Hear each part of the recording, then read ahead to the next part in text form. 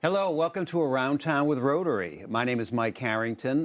This monthly TV show is a chance for us to really familiarize everybody at home with all the great people in the local Beverly Rotary Club. We have a club with over 100 members, people from all different backgrounds, men and women, and they get together to serve the local community and have some fun along the way. So welcome to today's show.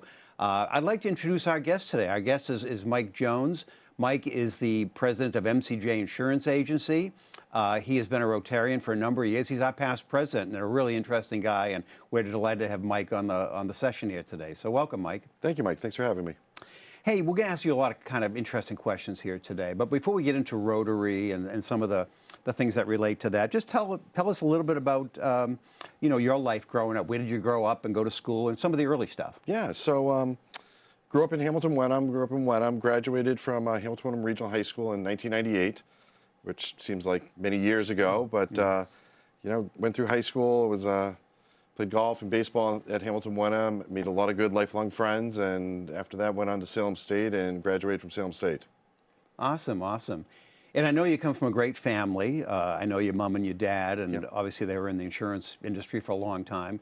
Tell us a little bit about that whole dynamic. At some point, did you work with them, or how did that whole thing evolve? Yeah, so I mean, obviously growing up, it was myself and my younger brother, who is he's a firefighter here in Beverly as well with his family and his wife and their son. And mom and dad, being in the insurance industry, were just absolute great mentors to me, not as in parents, but also in business, and kind of taught me everything that I know, and just trying to continuing to learn from them when I can. Oh, great. Now, do your parents still work at all? Are they pretty much retired at this point, or? They have pretty much unofficially retired. I don't think my father's ever going to admit that he is retired. He's still advising and counseling when needed, so he's just a great resource to have. Yeah. Well, he certainly has been around the block, so Yeah. he knows the industry well, and he's a great resource for you. Let's talk about your current situation. You're married, you have a family. Tell us a little bit about that. Yeah, so I met my wife while we were both working in Boston, and then we settled down living here in Beverly in 2007. We got married in 2010, and things have been great. And then I have a daughter who's a sixth grader at the middle school, and my son's a third grader over at Ayers Ryleside. And Megan is also working now as a seventh grade English teacher at Beverly Middle School. Oh, awesome, Yeah. awesome. What type of activities are the kids involved in? Cody is playing youth football in the fall. We do Kiwanis basketball in the winter, and now we're starting Little League. So, the gauntlet of running from field to field throughout the seasons. And then my daughter does competitive cheer year-round. So we're all over the place. I don't know how you young families do it between working and kids and events, and it's a busy life. It is. I mean, it was kind of funny. I was joking with some of the dads a couple of weeks ago. It's like, I feel like my parents had so much more time when my brother and I were growing up between our one sport a season, where it's like just go, go, go for us now. So yeah. Well, obviously now, after a number of years, you've started your own agency, but you kind of grew up in the insurance business. Before you actually went off on your own, can you just give us a sense of what some of the early jobs you had, some of the stops along the way that kind of prepared you to go off and have the confidence to do your own thing? Right. So after graduating from college, I took a position with Safety Insurance, which is a carrier out of downtown Boston, and they specialize in home auto and commercial business in Massachusetts, New Hampshire, and Maine. And started off there as a simple claims adjuster on the auto side, and then worked over to being a homeowner's property adjuster. And then for the last 6 or so years that I was there, I was a frontline underwriter, where I'd be reviewing the policies that the agents would be submitting. So kind of gave myself a 10-year groundwork of really understanding the policy and understanding what the agents need to present to the company when they're representing their clients to put the policy best forward. Okay, so that really served you well to really understand the nuts and bolts of the industry, at least at that level. Yes. And so later on, when you own your own agency, you understand all the different mechanisms that play into that. Still underwriting, yeah. Yeah, okay. Along the way, was it always your dream at some point to do your own thing, or did that just kind of evolve over time as you just kept working, or? Yeah, obviously when I was working for the company in Boston, I always knew I wanted to be an agent, just from the mentoring and the leadership I had from mom and dad, and their relationship with their agency. And it was one of those, it was just kind of, I had enough resources between my parents and understanding of the industry, where at the time, I had been working for them for a while, where I decided that I thought it'd be in my best interest to try doing this on my own, and we reached out and stepped out the door and hung my own shingle, and in 2018 we were off and running. Yeah, well, I certainly admire people that start businesses. My company helps people get involved in businesses, but it's exciting, but it's mildly terrifying too, because there's always the unknowns. How quickly will I make money? How quickly will I ramp up my business? What don't I know? What are some of the things that could happen along the way? So, did you have some of those types of thoughts? Was it mildly terrifying for you too? Did you think it through in such a way that you had a pretty good sense of how it would play out? Well, I think mildly would be a light way of putting it. As I said, we opened the business in 2018. We had about 2 years under our belt, and things were kind of going okay and heading in the right direction. And then the world kind of shut down with the pandemic. So there was a lot of pivoting going on, as we all saw, with people working from home, et cetera.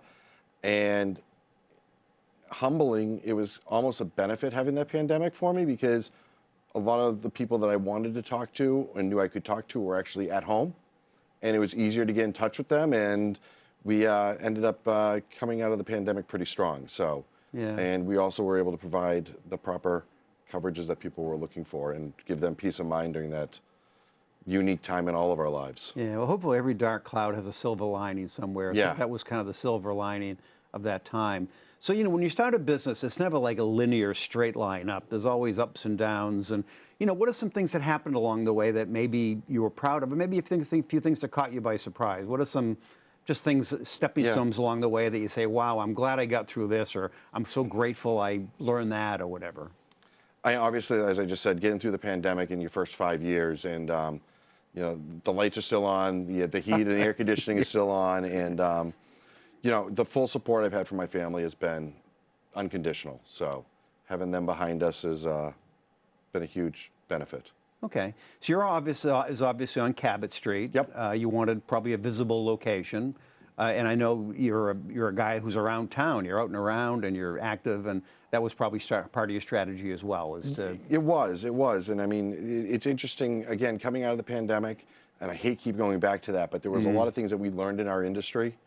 The corner office insurance agency, I think, is kind of changing its model, where we're not seeing the foot traffic. At least if we set things up the way we wanted to, you don't have the people coming in at Friday at 4:45 to pay a bill anymore.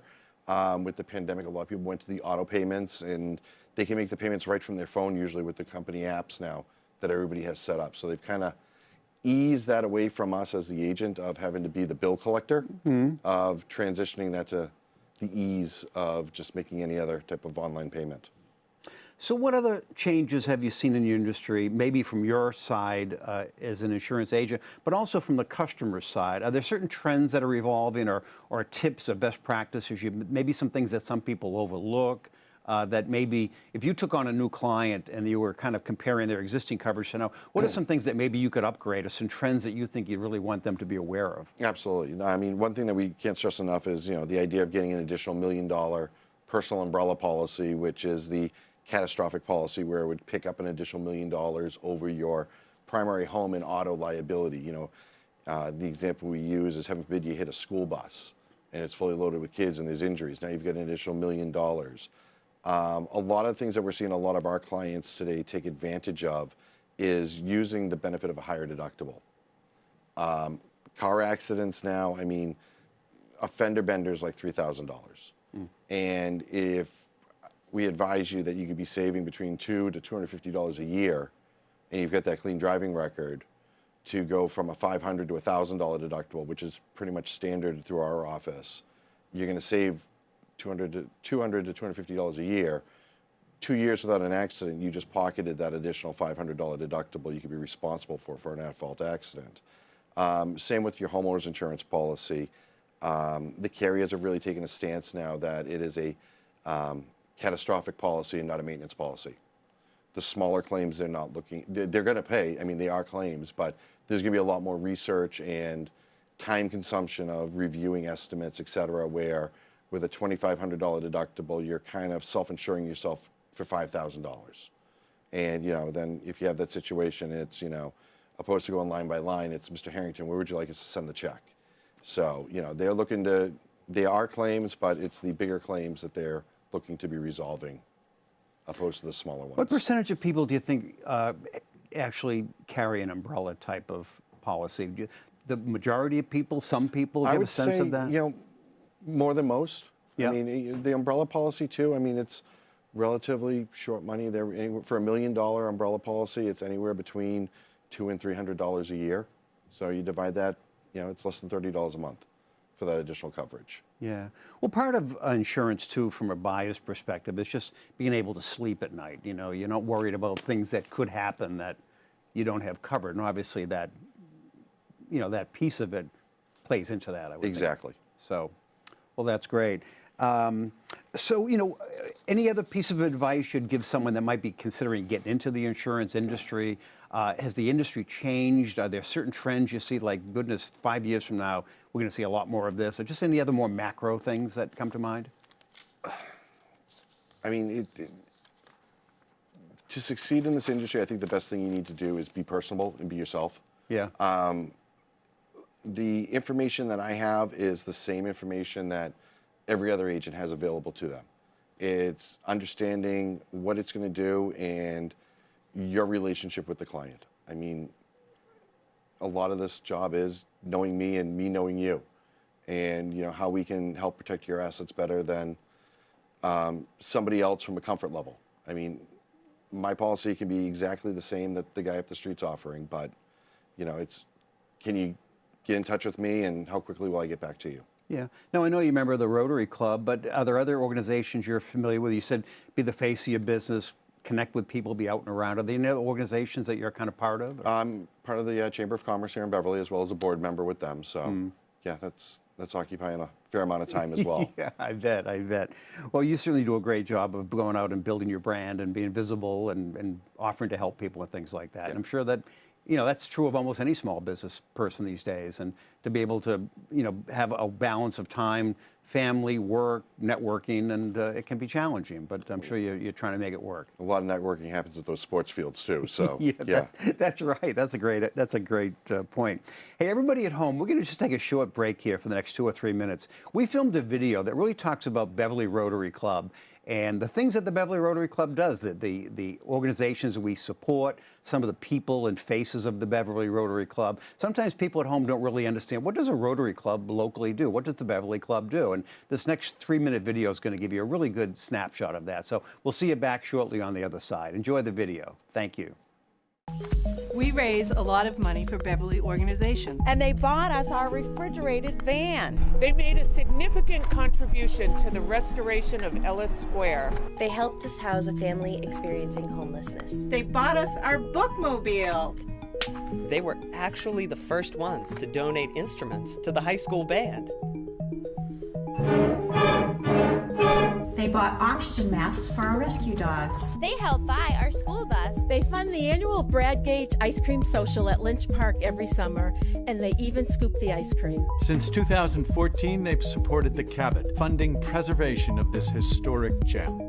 They helped to fund the Council on Aging van. They were a major donor to our new infant toddler playground. They bought an emergency generator for Harbor Lighthouse. We funded and built the gazebo. And we've got a green thumb. A lot of green thumbs. A lot of green thumbs. Not to mention sculptures. We planted more than 100 trees last year. They donated a shuttle bus stop that brings veterans to the VA hospital in Bedford. We're going to buy a water drone to clean plastics out of Beverly Harbor. They make a big difference for United Way. We give up to 8 scholarships. 8 scholarships every year since the mid-1980s. And I was a recipient, and thanks to their help, I was the first in my family to go to college. It's more than just a local organization. There are 33,000 clubs in 200 countries with 1.2 million members worldwide. All that good adds up. Those do-gooders just keep doing good. We funded 13 wells in Kisumu, Kenya, bringing water to 13 schools. We contributed to Kalusha School in Pakistan, and later to the construction of a fabulous women's college. Hi, I'm Izzy Polito. I'm Mirabella Polito. and Drew Pulido, and we're all youth exchange students. We started the Youth Exchange program 13 years ago, partly because I was also an exchange student in 1979. I'm Aku. I'm from Finland. They hosted me as exchange student. We funded Dr. Gordon Sato of Hamilton, who devised a way to grow trees in salt water in Senegal, Mauritania, and Eritrea. Our club has funded at least 20 life-changing surgeries around the world. And we've participated as non-medical volunteers in the Philippines, in Bolivia, and Venezuela. And remember, since launching the Polio Plus campaign over 30 years ago, the number of polio cases worldwide has dropped 99%. In 2019, clubs in the district joined the Polar Plunge to eradicate polio. The clubs raised $90,000. Can we get back to Beverly, please? Over the past 10 years, we've raised, probably about $100,000. Try $400,000. Over the past 10 years, we've raised over $1 million.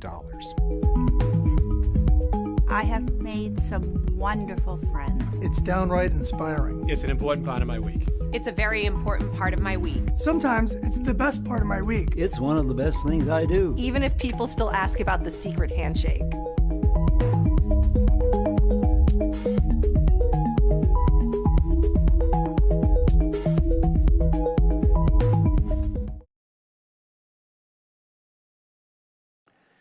Well, welcome back, everybody. Welcome back to Around Town with Rotary. Again, my name is Mike Harrington. My guest here today is Mike Jones. Mike is the president of MCJ Insurance Agency here in Beverly, and we're talking about all things Mike Jones. So we've talked a little bit about your career and your agency. Let's pivot over and talk a little bit about Rotary. This is the Rotary TV show. So, and I know you're at least a second-generation Rotarian. Yes. Is that accurate? That is correct. So your dad, Rich Jones, has been on the Rotary for many, many years, active member, great guy. And is that how you got familiar with Rotary, as a kid kind of growing up in a Rotary family? Growing up in a Rotary family. Dad, I believe, joined the club in 1994. Yeah. So I would have been a freshman in high school when that happened. Okay. So, yeah. You just remember him and my mom going out to Rotary events and the fundraisers and stuff like that. And always speaking quite highly of a lot of his friends in Rotary. And, you know, some of them became my friends before I even joined the club, just because I've known them pretty much like all my life. That's awesome. So when did you actually join? I joined Rotary in 2014. Okay. And was your dad your sponsor, or did somebody else kind of sponsor you? Or? Actually, my sponsor was my friend Andrew Goldberg. Yeah. Dad purposely asked not to be my sponsor, only because he kind of wanted me to set my own wave into Rotary. Yeah. Well, good for him. That was probably a smart way of doing it. Yeah. And as you get into Rotary, you know, typically when you join the Rotary Club, there's a whole bunch of different committees and activities going on, and they try to put you into places that might really capitalize on your personality and your interests and skills and that kind of stuff. Eventually, you went on to become president, but what were some of the activities you got involved in kind of early on? So I would help Matt Piacca with the golf tournament when we had that. I know it's been on hiatus for a couple of years. Hopefully, we'll bring that back. But did a lot with the golf committee and you know, the sports and the Super Bowls committees and stuff like that. And then during Dave Olson's year of president, he asked me to join the board. So okay. And sometimes when you join the board of directors of the Rotary Club, that's kind of a feeding ground for people that might eventually become president, because you get familiar with the workings of the club and the budgets and the communications and all that stuff. So you probably had a chance to get familiar with some of that stuff when you're on the board, right? Correct, yeah. And at some point, somebody tapped you on the shoulder and said, hey, tell me a little bit about that. Who did that, and what were your thoughts on that? I wouldn't exactly say I was tapped on the shoulder. I know a lot of people at the club have heard me use this little line, but Marshall Hanley voluntold me that I was going to be his second vice president. And if you know Marshall, you really don't have an opportunity to present a counteroffer. Yeah. Well, that's great. I remember when I was introduced to Rotary, I was just a kid. I was like 23 years old. I was in the restaurant business on Route 1 in Saugus. And my local banker branch manager was a Rotarian. And he kind of voluntold me that, hey, if you're going to be a businessman here in Saugus, on Route 1, you're going to be in the Rotary Club. So come this way. Exactly. So I guess I had a similar experience, but it all worked out. It all worked out, yeah. 40 some odd years later, I'm still a Rotarian. So, and I probably voluntold a few other people along the way. So you had a couple-year run-up to being president. Yep.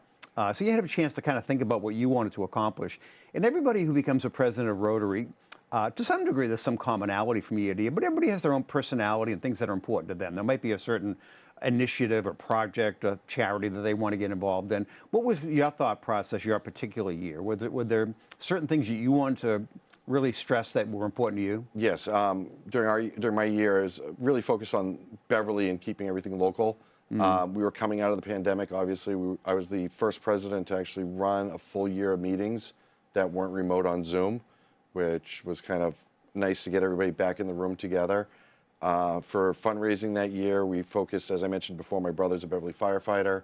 So we fundraised money to buy, I believe it was 2 AED units, which are an automatic defibrillator, units for the fire department, as well as we bought bicycles for the Beverly Police Department for them to use to patrol down at Lynch Park.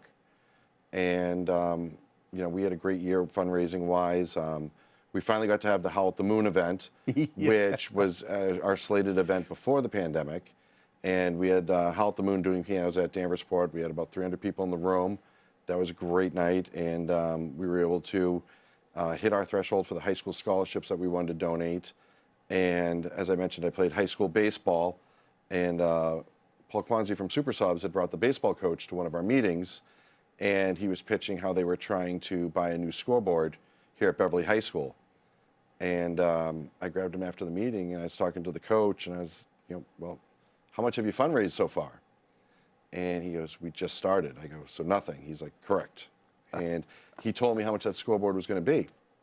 And again, we were at the tail end of our year, and we had some other good fundraisers earlier in the year. The account was pretty well full. And I just asked him, would you send us an invoice as long as you'd recognize that the Rotary Club sponsored the scoreboard? And it's hanging in right field right now. So that was something I was happy to complete, because I've noticed around the Beverly High Schools that the Rotary Club has supported their scoreboards. So to add one more to the queue, I thought was great. Oh, that's awesome. Well, Rotary supports so many organizations, but every president comes in and they have their own particular interests and things they think are important that year. So it's great that you had a few things that were really, really important to you. So I'm sure the year was a whirlwind. I know that I've been president of a few organizations, and sometimes you go in the front end of it and you don't really know what you don't know. And then by the time you're really, really good at the job and you understand this is what I do, it's almost time to leave again. Did you experience some of that? Was there Definitely. And it's, like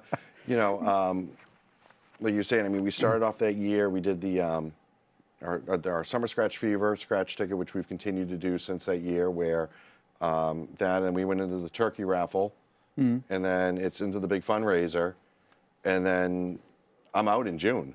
And it's like, hey, I've finally got everything under control. I can do this for another 6 months. Yeah, right. Yeah, exactly.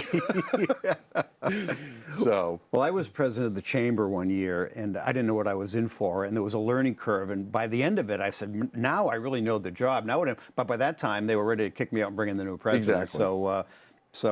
But hey, it's all good. You learn quite a bit along the way. I really admire the people who were presidents of Rotary during the pandemic, or for that matter, people that were presidents of any kind of organization, because just to hold all the troops together during that time, because everybody was kind of all over the place, and to try to hold a volunteer organization together and keep them motivated and keep them engaged and still raise money and provide value and all that. I mean, I know I grew up in the Saugus Rotary Club, and after COVID, they just disappeared. It was heartbreaking because they were a big, vibrant club. So, I admire some of the folks that were in leadership roles during that time, and thank goodness we got out the other side of that. And you were kind of right on the front end of that as we were coming out, right? True. Yeah. I mean, we're just fortunate. We have just such a dynamic group of friends and fellow Rotarians that just seamlessly make everything work for us every week.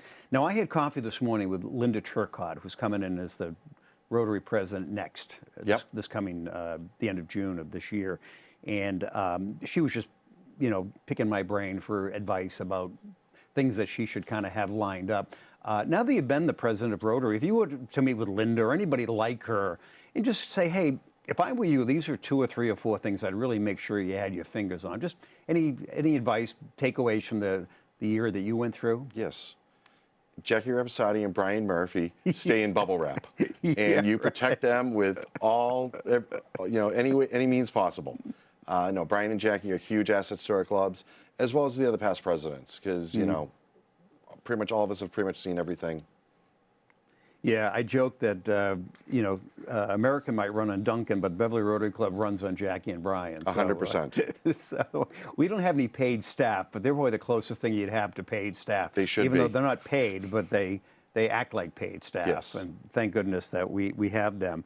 So I understand you do some coaching. I know you have young athletes in the family and stuff like that. And you might have been coached when you were a young kid, but tell us a little bit about that. What do you coach, and is it something you enjoy doing? Yeah, so I, for the past 2 seasons and next season, I've been coaching tackle football with my son, which is, we get a great squad of players and as well as a great group of coaches.